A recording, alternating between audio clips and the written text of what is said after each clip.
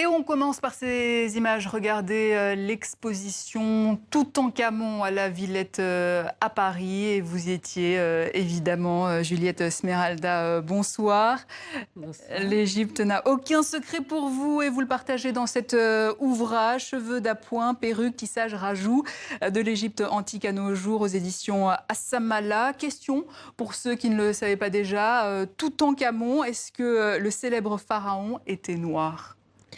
Eh bien, c'est justement la question, on va dire, problématique par rapport aux égyptologues occidentaux qui soutiennent qu'il était blanc ou qu'il était métis. Mais pour vous? Et pour moi, je crois que j'ai tranché dans l'ouvrage. J'ai fait le choix de... Dites-le aux téléspectateurs. Non, alors. pour moi, Toutankhamon, quand on voit ses parents, c'est ce qu'on appelle un kamite aujourd'hui, un remetou de l'Égypte antique, parce que les Égyptiens Un kamite, anciens, un c'est africain. un Africain noir, comme on veut, mais il s'était donné des noms.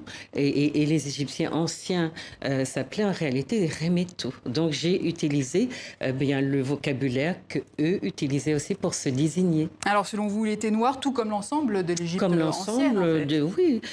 Si on considère la question à partir des dynasties, toutes les premières dynasties sont négro-africaines, elles sont kamites, elles sont remetou.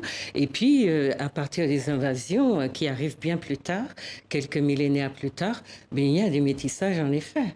Alors, comment expliquer cette interview du Point? Vous en parlez dans votre livre, daté du 11 avril 2019, lors de l'expo Toutankhamon à la Villette. Celle de l'égyptologue française Bénédicte Loyer, Toutankhamon, nouvelle victime du complotisme, point d'interrogation, où elle remet en cause l'africanité noire de l'Égypte antique. Théorie farfelue, complot noir, dit-elle, émise par des africano-centristes.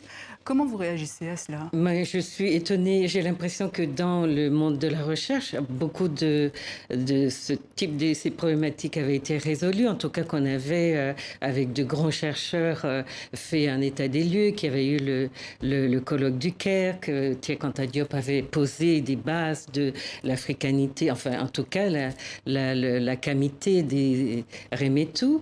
Et puis là, on a l'impression que c'est une jeune chercheure, une jeune égyptologue.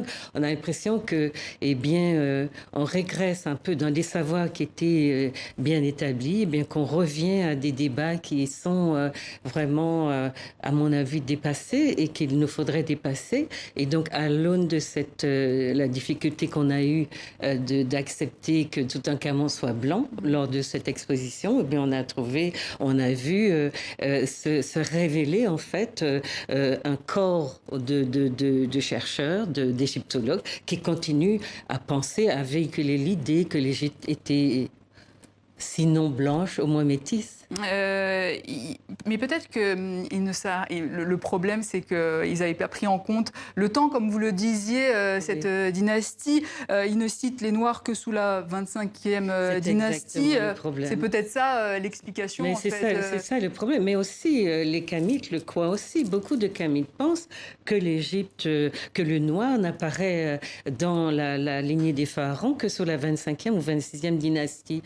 Mais oui, l'idée que, ce qui m'a intéressé dans la déconstruction de ces problématiques qui, à mon avis, sont dures et de manière inconsidérée, c'était de reprendre la problématique en hiérarchisant les dynasties et en cherchant les phénotypes qui étaient dominants à chaque dynastie, sous chaque dynastie. Et pour construire ce livre, justement, vous avez pris en compte le témoignage de plusieurs experts en la matière. Comment on fabrique un livre comme celui-ci? C'est une chose compliquée. J'ai dû faire une école d'égyptologie aussi pour bien comprendre d'abord les dynasties, la vision qu'avaient les Égyptiens ou les Remetou de leur esthétique, de leur corps, et tout ce que je trouve, bien sûr, en m'inspirant de beaucoup des travaux de Cheikh Anta Diop, mais de beaucoup d'autres chercheurs, y compris des Occidentaux.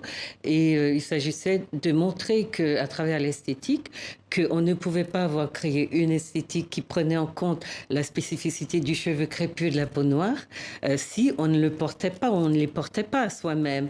Donc pour moi, c'est les problématiques qui remettent en cause, entre guillemets, la race des Égyptiens sont des problématiques qui font l'impasse sur des choses qui sont, j'allais dire, basiques, essentielles, et qui crèvent les yeux quand on décide de regarder qui habitait cette partie de l'Égypte, enfin c'est du continent africain. Donc le cheveu aussi est un enjeu politique. Non, mais c'est pour cela que je suis partie de la texture du cheveu. Et en parlant de l'esthétique capillaire, je vais donc montrer que les pharaons et tous les, si vous voulez, les premières dynasties jusqu'à la 18e dynastie, même si à partir de là, on voit se dessiner des figures métisses, mais on est essentiellement chez les Noirs, aux cheveux crépus et à la peau noire. Question, le nez cassé du sphinx de Gizeh. Est-ce que vous avez la réponse? Non, on n'a pas de réponse. Et puis, il y a plusieurs hypothèses, en tout cas. Il y a beaucoup d'hypothèses, mais il y a, en tout cas, des chercheurs s'occupent aujourd'hui de comprendre pourquoi, justement, tous les pharaons noirs, nègres, comme on veut, ont le nez cassé. Et puisque ce sont d'ailleurs les Européens qui ont établi que les traits négroïdes, entre guillemets, étaient donc les nez épatés et les grosses lèvres, etc. Donc, du coup, comme ils sont tous cassés aujourd'hui et qu'il est question de remettre en cause, justement, la camité des Remetou, eh bien, la question se pose. Pourquoi est-ce que les nez sont cassés? Donc, il y a des chercheurs qui s'occupent de nous trouver des réponses, à mon avis, qui sont des réponses scientifiques. Voilà, parce que certains parlent même d'imposture scientifique, un blanchiment pathologique des héritiers de l'Égypte, un déni des Blancs. Pour Ivan Van Sertima, il s'agit d'un génocide culturel. En gros, l'histoire conventionnelle a ignoré les débats africains et leurs contributions, tout simplement. Mais jusqu'aux mathématiques, jusqu'aux momifications. Mais quand vous prenez les questions qui se posent aujourd'hui sur l'Égypte, sur l'apport des Noirs à la civilisation, on est toujours dans des débats très éculés, un refus assez systématique de reconnaître l'apport des Noirs au monde. Et franchement, quand j'ai fait le choix de partir des premières dynasties en travaillant sur l'esthétique capillaire et puis beaucoup d'autres aspects, hein, le parfum, les coiffures, le rasage du crâne, la coloration des cheveux, le maquillage. On remonte donc aux Remetou, qui sont ceux-là qui apportent, au-delà des mathématiques, etc., qui apportent leur conception de l'esthétique au monde. Et le monde entier s'inspire de cette esthétique et est aujourd'hui une esthétique qui est pratiquée partout où on va. Donc, il s'agit de bien casser le mythe du métissage du Remetou, d'accepter qu'il était donc un personnage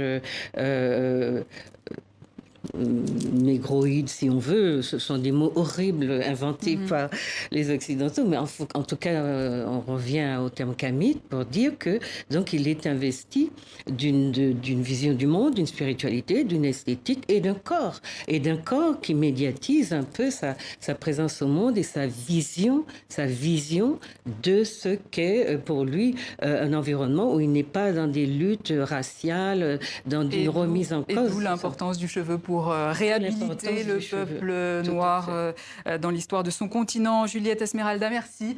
Je rappelle votre livre « Cheveux d'appoint, perruque, tissage, rajout de l'Égypte antique à nos jours » aux éditions Assamala.